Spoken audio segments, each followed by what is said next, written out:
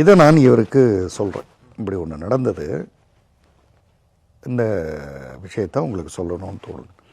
இவருக்கு அதில் இந்த கேட்டுட்டு இருந்தவருக்கு என்ன மிகப்பெரிய புரிதல்னா, இவர் பர்ஃபெக்ஷன் தான் எல்லாத்துக்கும், நீங்கள் சொன்னது தான், பர்ஃபெக்டாக இருந்தால் எல்லாம் நடந்துடும், நம்மளால் தான் இருக்க முடியல அப்படின்னு.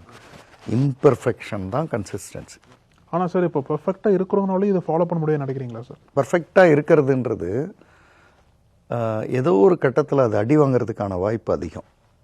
ஏன்னா இப்போ நீங்கள் ப்ராப்பராக சாப்பிட்டுட்டு இருக்கீங்க, ஒருத்தங்க வீட்டுக்கு போகிறீங்க. இப்போ எப்போவுமே சார், இப்போ நீங்கள் ஒரு இன்டர்வியூக்காக அஸ்யூமிங் தட் உங்களுக்கு பிடிச்ச ஒரு நடிகர் அல்லது நடிகை வீட்டுக்கு போகிறீங்க, சாப்பிட்டே ஆகணுன்றாங்க, ஏதோ வைக்கிறாங்க, என்ன பண்ணுவீங்க சார்? நான் பர்ஃபெக்டாக தொடமாட்டேன்னு சொல்லிடுவீங்களா?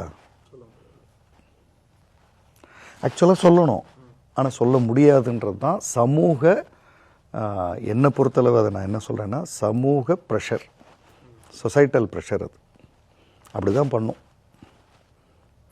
சாப்பிடுங்க சும்மா அப்படின்னா நம்மளால் அதுக்கு மேலே பேச முடியாது. நீங்கள் அம்மா கிட்ட போய் டயட்டு பேசவே முடியாது. டேய் இன்னொரு தோசை அப்படின்வாங்க. சிஸ்டர்கிட்ட போய் பேச முடியாது, நீ வரேன்னு தானே உனக்காக தான் ஸ்பெஷலாக செஞ்சேன்னுவாங்க.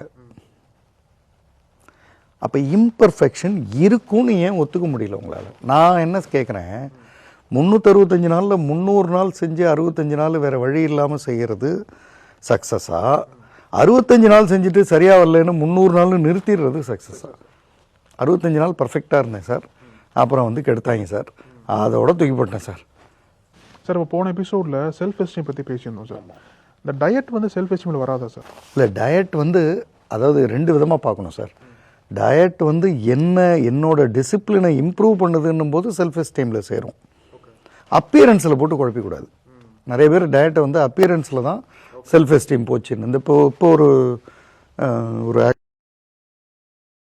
வெயிட்டு அப்படின்லாம் ஏதோ வந்தது, அதெல்லாம் I don't see any meaning in it. அப்பியரன்ஸில் என்ன இருக்குது சார்? இந்த உலகத்தில் இயற்கைன்னு ஒன்று, அதுக்கு இல்லாத நாலேஜ் இல்லை. அப்படி நினச்சிருந்தா அது எல்லாரையும் 6 பேக்கில் எல்லாரையும் ஃபிட்டாக படைச்சிட்டு போயிருக்கலாம். அது ஜெனட்டிக்கில் உங்களுக்கு ஒரு யூனிக்னஸை கொடுத்து இந்த வச்சுக்கோன்னு கொடுத்துருது.